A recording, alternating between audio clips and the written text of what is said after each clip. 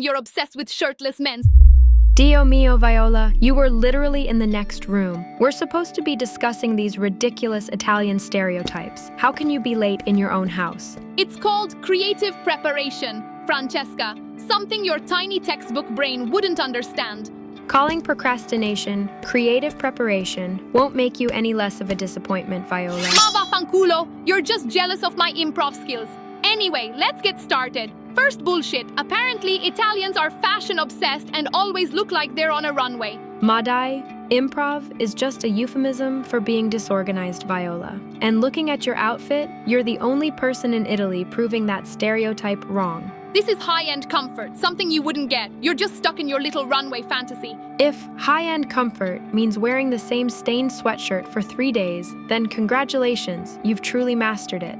That's not true. I only like comfy sweatshirts, unlike you. Keep wearing that stiff crap to look cool and smart, like an old library hag. If having a sense of decorum makes me a hag, then I'll take it over your complete lack of personal hygiene. And please, breathe. Your face is turning bright red just because I pointed out your lack of taste. Cheapali, my face isn't even red.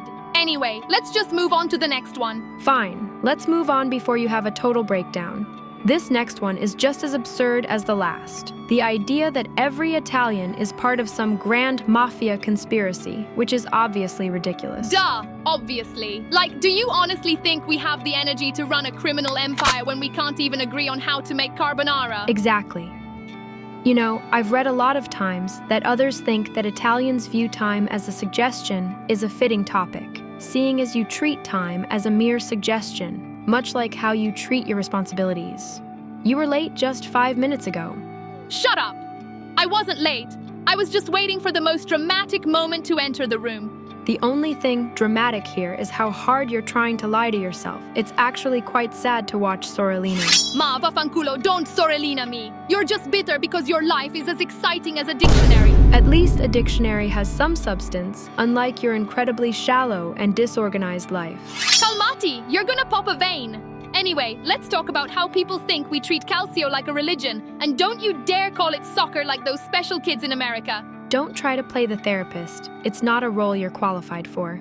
And while I appreciate the athleticism of the sport, the idea that it's a religion is just a ridiculous exaggeration. But who was screaming during last night's match? Definitely not me, Sorellina. I was merely critiquing the tactical errors, which is a far more rational approach than your mindless, hysterical outbursts. Tactical errors? Please, you're just making up big words to hide the fact that you are running red like a tomato. Yesterday, I heard you screaming loud and clear. You're clearly hallucinating, as I was merely vocalizing a justified critique of the referee's incompetence. Whatever. Your critique is as boring as your taste. Let's move to the next one. People think we're violently against pineapple on pizza, which is basically what you did to me last week with that soggy, disgusting disaster.